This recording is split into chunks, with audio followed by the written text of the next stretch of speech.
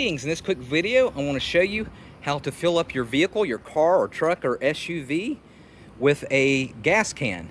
So I've already gotten this filled up at the gas station here.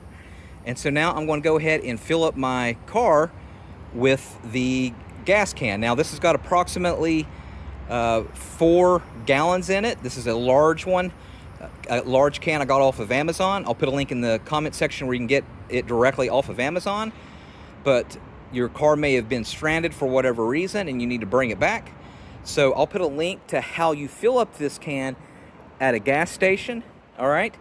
But right now for this video, I want to show you how to fill it up. It's pretty self-explanatory, but we need to, this is already filled up, so what we're going to do is remove this cap. And of course you want to make sure it has a nozzle on it. Okay, you want to make sure you have a can that has a nozzle. Usually they're inverted like this, and you just turn it around, and we'll put this over it like this.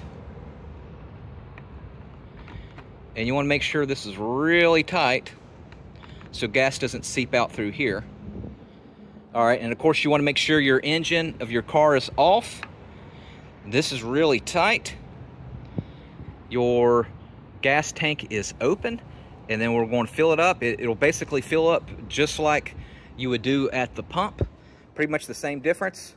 Of course, the only difference is it doesn't have like a safety off on it, but you can pretty much tell when it's completely full. And you probably only have so much gas on there just to get you to fill it up so your tank is not empty and you can get it to the next location. All right, so let's go ahead and fill it up.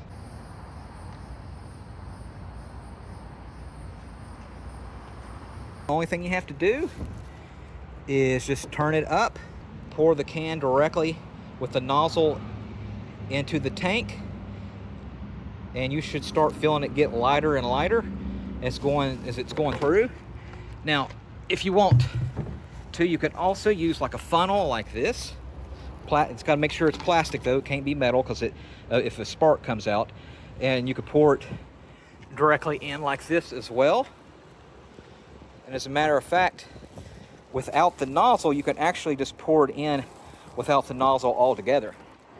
You could just technically, if you have a funnel, just remove that and then use this and dump directly in there. Just make sure you go slow and that you don't drop gasoline on the ground like I did. It's not a big deal, but it's preferable that you don't.